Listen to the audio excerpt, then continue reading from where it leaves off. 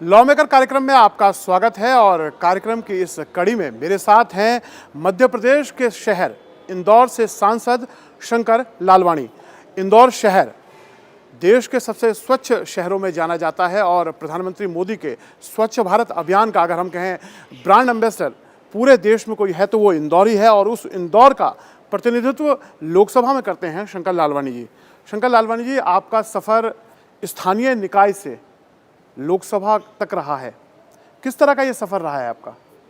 देखिए, ये बात सही है कि बहुत छोटी इकाई से हमारा सफ़र शुरू हुआ। उस समय तो विपक्ष में पार्षद थे और क्षेत्र की समस्याओं को उठाने के लिए परिषद में अपनी बात रखते थे। पर एक मौका फिर से आया है कि लगातार 10 साल तक नगर निगम में सत्ता में रहे और एक 5 साल तो सभापति भी रहे, लोग यानी कह सकते हैं परिषद के अध्यक्ष।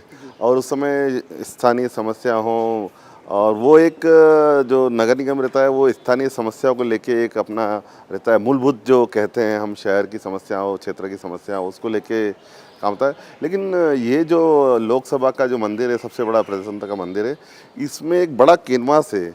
हमारा सोच जो शहर का था अब यहाँ देश का हो गया है। देश में किस प्रकार की विविधताएँ हैं और किस प्रकार की संस्कृति है, किस प्रकार का खान पान है, रहन सहन है, वार त्यौहार है, सब बहुत ही बड़ा स्तर पर हमको देखने को मिलता है। तो एक अच्छा अनुभव है कि किस प्रकार देश में कानून बनते हैं, वो कानून के मंदिर में आज हम यहाँ पर हैं। तो आप स्थानीय स्तर पर आपने दशकों इंदौर शहर के स्थानीय निकाय में काम किया, सभापति के तौर पर काम किया आपने। वहाँ आम जनता के क्या सरोकार हैं, ये आपने ग्राउंड पे जाके जाना। अब आप लोकसभा में आए हैं और यहाँ पर आप लोग विधेयकों के ज़रिए देश के कानून को बनाने का काम करते हैं, जिसका सीधा सरोकार हमसे, देश की करोड़ों जनता से होता है। तो किस तरह का वो अनुभव आपको काम आता है?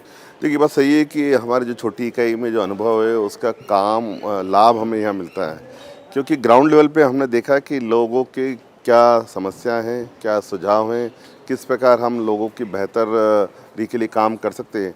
तो वहाँ स्थानीय स्तर पे तो जो मूलभूत समस्या है वो समस्या है या उसका हल क्या हो, उसकी नीति क्या हो बनाता है।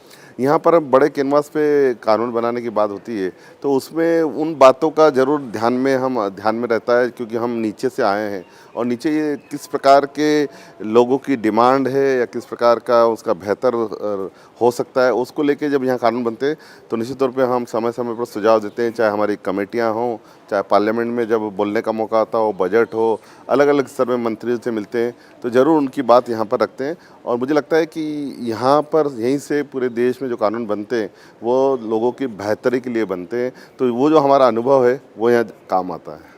देश की जनता जानना चाहती है, जब भी वो संसद टीवी के माध्यम से लोकसभा की कार्रवाई को देखती है और महत्वपूर्ण विधेयकों पर जब चर्चाएं देखते हैं और आप लोगों को उसमें पार्टिसिपेट करते हुए देखते हैं तो उनके मन में रहता है कि उनके लिए कानून बनता है। तो आप लोग तैयारी किस तरह से करते हैं, ये ज़रा जनता को बताएं कि किस तरह से एक अच्छी तैयारी करके ही आप लोग सदन में जाते हैं। देखिए, हमको लगता होगा सदन में कुछ समय के लिए हम अपनी बात को रखते हैं, लेकिन उसके पीछे हमारी बहुत सारी तैयारी रहती है। जब भी हमको कुछ बात रखना रहती है या बोलना रहती है तो उसके पीछे पूरी हमारी स्टडी रहती है कि किस प्रकार की स्थितियां हैं, क्या होना चाहिए, क्या लोगों की डिमांड है, किस प्रकार हम लोगों का बेहतर कर सकते हैं, उसको लेके ग्राउंड लेवल पे जो बातें आती है उसको हम यहाँ पर रखते हैं। तो ऐसा नहीं सीधे कि हम अपनी बात रखते हैं, हम वो रखते हैं जो जनता चाहती है, जनता की बेहतरी के लिए होता है और सरकार भी वही करती है जो क्या बेहतर कर सकते हैं। तो एक स्टडी रहती है, अलग अलग डाटा रहते हैं, लाइब्रेरी में जाना पड़ता है, रेफरेंस देना पड़ता है, विशेषज्ञों से बात करते हैं। कभी भी हम बात रखते हैं तो हम हमारे विशेषज्ञ जो जानकार लोग हैं उनसे बात करते हैं कि और क्या बेहतर हो सकता है, किस प्रकार से हम और अच्छा काम कर सकते हैं।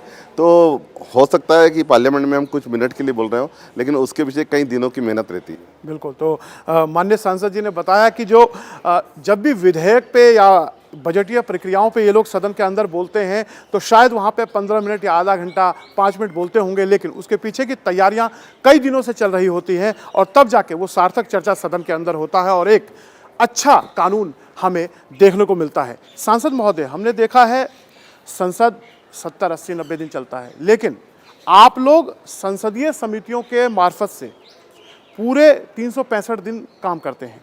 अब भी हम देख रहे हैं आप लोग की जो रिपोर्ट्स हैं वो सदन में रोज़ाना पेश हो रही हैं।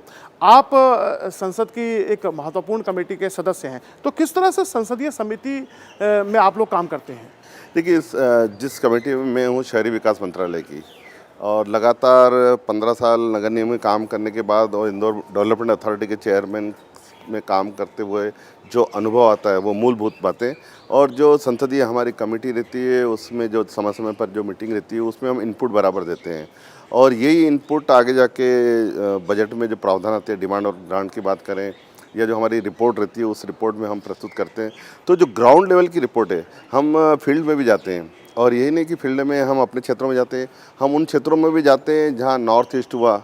हम पिछली बार नॉर्थ ईस्ट में गए थे, यही नहीं हमने जम्मू कश्मीर में भी देखा, लेह लद्दाख भी जाके देखा कि किस प्रकार ग्राउंड लेवल पे हमारी शहरी विकास मंत्रालय का काम हो रहा है। मुझे बताते हुए खुशी है कि जो हम यहाँ तय करते हैं, कानून बनाते हैं, वो नीचे तक जाते हैं, और लोगों के कई ऐसे उदाहरण हैं, मेरे पास वीडियो भी हैं, जब मैं लोगों से मिलता हूँ, उनसे बात करता हूँ कि यहाँ केंद्र सरकार ने इस प्रकार की योजना लागू की, आपको उसका लाभ है, और वो बोलते हैं हमें इस प्रकार का लाभ मिला। जल जीवन मिशन है, घरों में हमने देखा कि किस प्रकार पहाड़ी क्षेत्र में जहाँ कभी नल नहीं देखा था लोगों ने, वहाँ नल पहुँचा, जल पहुँचा, सड़कें पहुँची, प्रधानमंत्री आवास पहुँचा। तो ये सब योजनाएं जो ग्राउंड लेवल पर रहती है उसकी जो बेहतरी के लिए और क्या हम कर सकते हैं उसको लेके भी हम अपनी रिपोर्ट में प्रस्तुत देते हैं, क्या और बेहतर हो सकता है वो भी हम रिपोर्ट में देते हैं। आपने बताया आप शहरी विकास से जुड़ी हुई संसदीय समिति के सदस्य हैं। हमने देखा है प्रधानमंत्री आवास योजना के तहत शहरी इलाकों में सभी गरीब लोगों को अपना आवास मिले, कोई भी व्यक्ति बगैर आवास के ना रहे, और वो आवास ना केवल मकान हो बल्कि उसमें सभी सुविधाएं भी युक्त हो, पानी पीने योग्य हो और तमाम चीज़ें हों। तो आप संसदीय समिति के ज़रिए हम देखते हैं आप लोग स्टडी टूर पे जाते हैं, मुद्दों की पड़ताल के लिए ग्राउंड पे जाते हैं, तो वहाँ आप लोग किस तरह से मुद्दों की पड़ताल करते हैं, और आप जब रिपोर्ट पेश करते हैं आप लोग, तो किस तरह से सरकार का आपकी सिफारिशों पर नज़रिया रहता है? देखिए, जो हम सिफारिश करते हैं लगभग अधिकांश सिफारिश सरकार स्वीकार करती है, और हम वो सिफारिश करते हैं जो वास्तव में लोगों की आवश्यकता में होती है। हमने देखा कि शहरी विकास मंत्रालय की उदाहरण की बात करें तो जो प्रधानमंत्री जी का जो सपना है सबके लिए घर हो, वो जो ग्राउंड लेवल पे देखते हैं तो जिस प्रकार के हम पूछते हैं कोई समस्या तो नहीं है। एक समय था जब ऊपर से 1 रुपया भेजा करता था तो 15 पैसे पहुँचते थे, इस बार तो वो बोलते हैं कि हम जो पूरा पैसा आता है वो हमारे बेनिफिशियल को मिलता है। तो ये एक सुखद अनुभव रहता है, और हम चाहते हैं और क्या बेहतर हो सकता है, जो सुझाव देते हैं कि ये आवश्यकता है वो भी हम उसमें हमारी रिपोर्ट में डालते हैं। तो एक पारदर्शी ये सिस्टम है कि जो मूलभूत ग्राउंड लेवल की जो बात है वो लोकसभा के इतने बड़े मंदिर में पहुंचती है, जनता की आवाज़। तो ये वही है कि जो जनता चाहती है वो सरकार करती है। बिल्कुल। तो जिस तरह से सांसद जी ने बताया कि संसदीय समितियों में जब संसद सत्र में जब ये होते हैं तो विधायी कामकाज और अन्य मंचों पर तो अपनी जनता की आवाज़ को उठाते ही हैं, और संसदीय समिति के मार्फत ये संसद सत्र के अलावा के दिनों में भी मुद्दों की पड़ताल करते हैं, और उनकी रिपोर्ट संसद में पेश होती है जिस सरकार संज्ञान लेती है, और कई बार इनकी सिफारिशों को कानून में भी शामिल किया जाता है।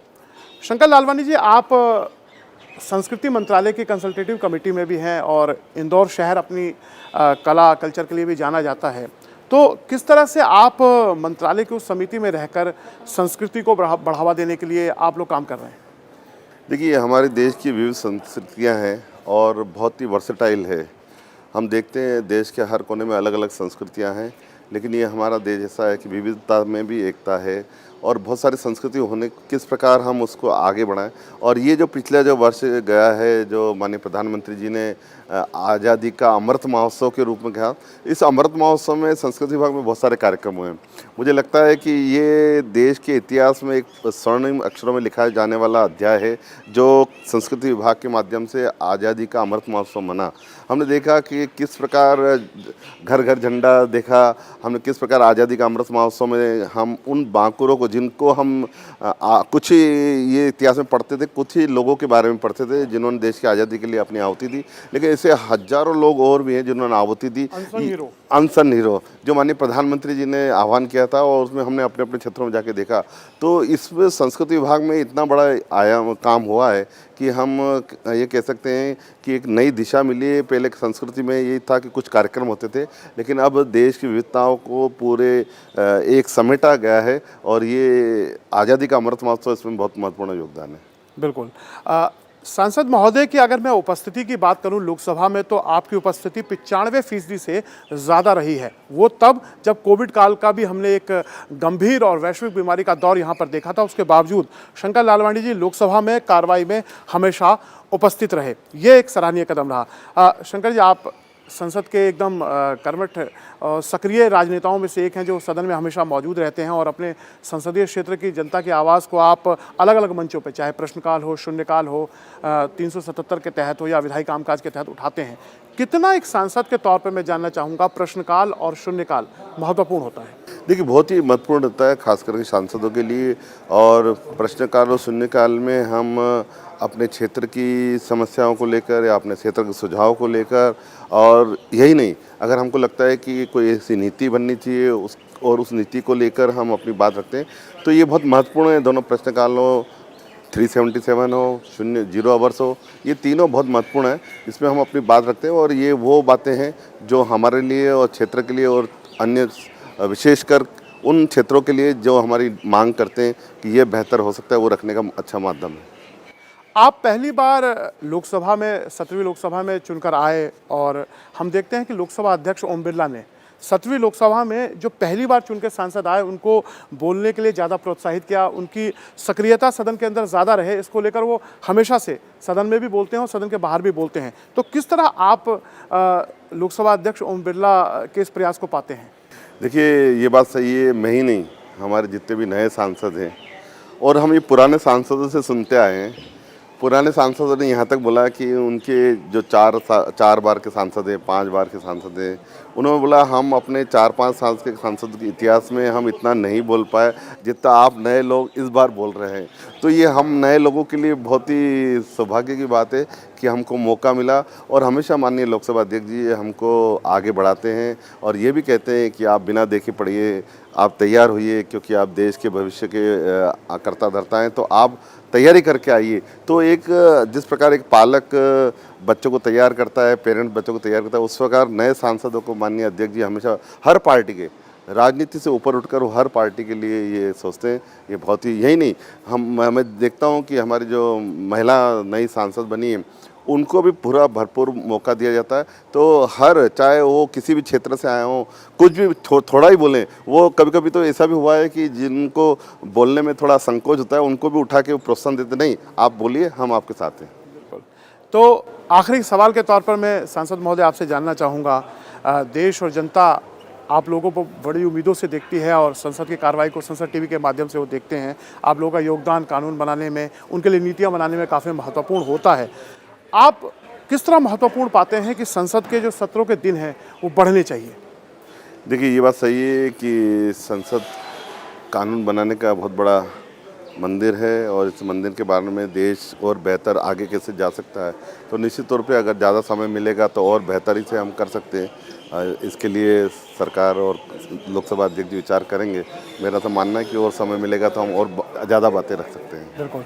तो लॉ मेकर कार्यक्रम में आज हमारे साथ थे इंदौर शहर से सांसद शंकर लालवानी। सर, आपका कार्यक्रम में जुड़ने के लिए बहुत बहुत धन्यवाद। फिर मुलाकात होगी किसी दूसरे सांसद के साथ जो बताएंगे किस तरह कानून बनाने में उनका योगदान होता है और संसद में किस तरह उनकी भूमिका होती है। नमस्कार।